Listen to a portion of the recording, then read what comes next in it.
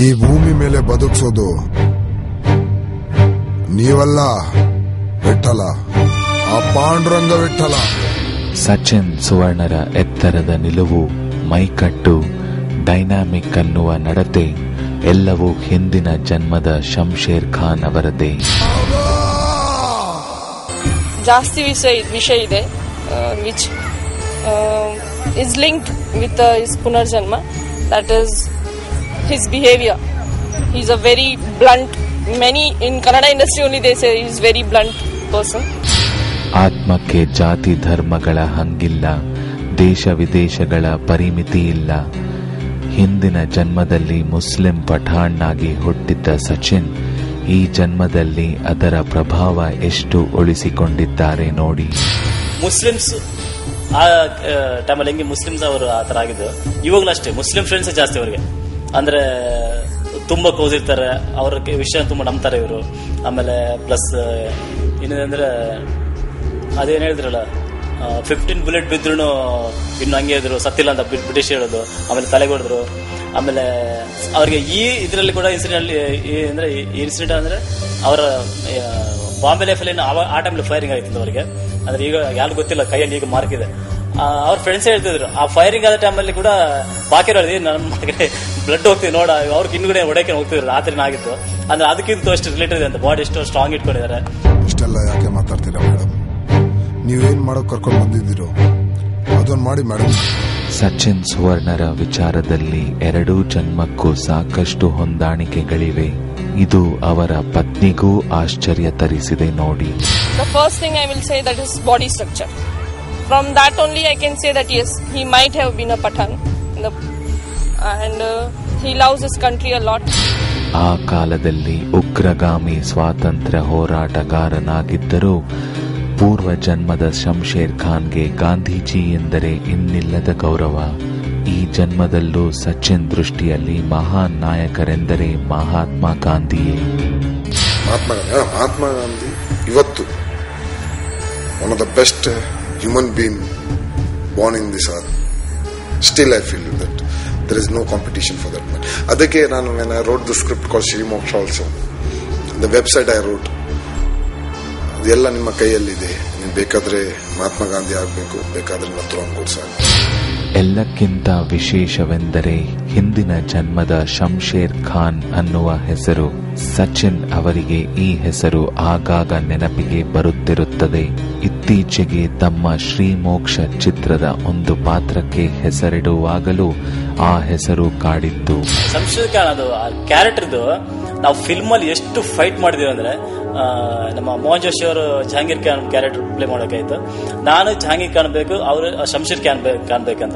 ನಾನು ಶಂಶೇರ್ ಖಾನ್ ಏನಕ್ಕೆ ಬೇಡ ಅಂತ ಹೇಳ್ತಿದ್ದೆ, ಅದು ಸ್ವಲ್ಪ ಯಂಗ್ ಹುಡುಗನ ಹೆಸರು ಬರುತ್ತೆ. ಅದು ಜಹಾಂಗೀರ್ ಖಾನ್ ಸ್ವಲ್ಪ ಹಳೆ ಇದ್ರು, ಸ್ವಲ್ಪ ಗಾಡ್ ಫಾದರ್ ಅಂತ ಸ್ವಲ್ಪ ಏಜ್ ಆದ ಕ್ಯಾರೆಕ್ಟರ್ ಬರುತ್ತೆ. ಆ ತರ ಹೆಸರು ಬೇಕು, ಅದಕ್ಕೆ ಜಹಾಂಗೀರ್ ಖಾನ್ ಬೇಕಂತ ನಾನು ಆ ಹೆಸರುಗಳು ಫೈಟ್ ಮಾಡ್ತಾ ಇದೀವಿ ನಾವು.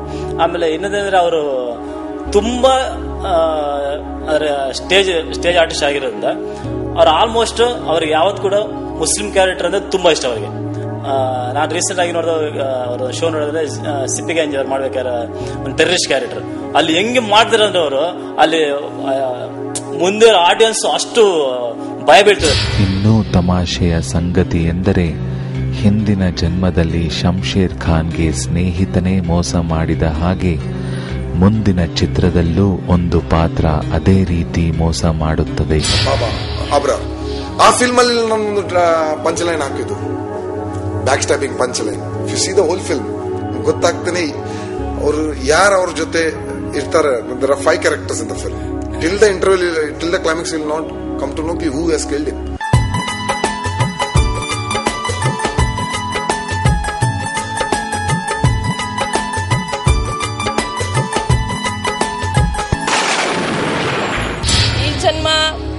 Mostly I can say 50% are Muslim friends, and really in fact one friend is there, he is Rahman, but he is not I don't think so he will ditch him or do such thing because he is a very good friend.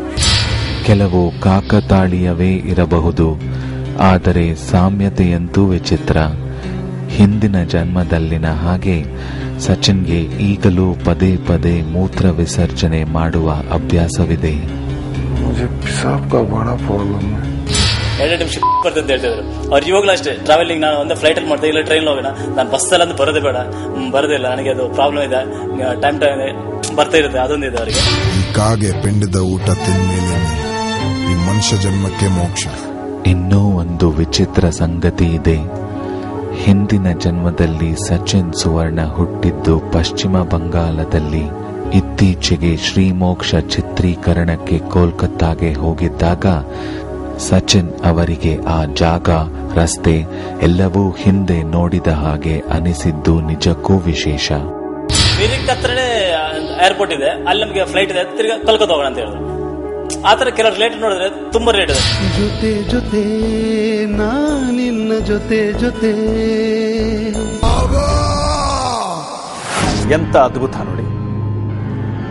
ಸಚಿನ್ನರ ಈಗಿನ ಬದುಕಿನಲ್ಲಿ ಹಿಂದಿನ ಜನ್ಮದ ಪ್ರಭಾವ ಎಷ್ಟೊಂದಿದೆ ನೋಡಿ. ನಮ್ಮ ನಂಬಿಕೆಗೆ, ನಮ್ಮ ಪರಂಪರೆಗೆ ಇದಕ್ಕಿಂತ ಇನ್ನೆಂಥ ಸಾಕ್ಷಿ ಬೇಕು. ಶಾಲೆ ರಜೆ ಇಟ್ಕೊಂಡು ನಮ್ಮ ಮನೆಗೆ ಬರ್ತಾ ನಾವೆಲ್ಲ ಒಟ್ಟಿಗೆ ಆಟ ಆಡ್ತೇವೆ. ನಾಳೆಯ ಜನ್ಮಾಂತರ ಕೇವಲ ನೆನಪಲ್ಲ, ಕೇವಲ ಮನೋಯಾನವಲ್ಲ, ಪೂರ್ವ ಜನ್ಮದ ಪಾತ್ರವೇ ಆವಾಹನೆಯಾದ ವಿಶೇಷ ಪ್ರಸಂಗ. ಹೋಗ್ತಾ ಹೋಗ್ತಾ ಉಸಿರು ಕಟ್ಟಿದ್ ನನ್ಗೆ. ಹೆಂಗ್ ಉಸಿರು ಕಟ್ಟು? ಬಾಯೆಲ್ಲ ನೀರ್ ತುಂಬಿಕೊಂಡಿದ್ದು. ನಿಂಗಾಯ್ತು? ಏನಾಯ್ತು ನಿಂಗೆ? ಜನ್ಮಾಂತರ ನಿಮಗೆ ತಿಳಿದಿರೋ ಹಾಗೆ ಕನ್ನಡ ಕಿರುತೆರೆಯಲ್ಲೊಂದು ಹೊಸ ಆಯಾಮ. ಇಲ್ಲಿ ತೆರೆದುಕೊಳ್ಳುವ ಹಿಂದಿನ ಜನ್ಮದ ನೆನಪುಗಳ ಪುಟಗಳಲ್ಲಿ ಅದೆಷ್ಟೋ ಕುತೂಹಲಕಾರಿ ವಿಷಯಗಳಿವೆ. ನಂಗೆ ಸ್ಕೂಲ್ ಕಳಿಸ್ಲೆ. ಅಂಥ ಒಂದು ಅದ್ಭುತ ಅಧ್ಯಾಯ ನಾಳೆಯ ಜನ್ಮಾಂತರದಲ್ಲಿ. ತಪ್ಪದೆ ನೋಡಿ ಜನ್ಮಾಂತರ. ನಮಸ್ಕಾರ.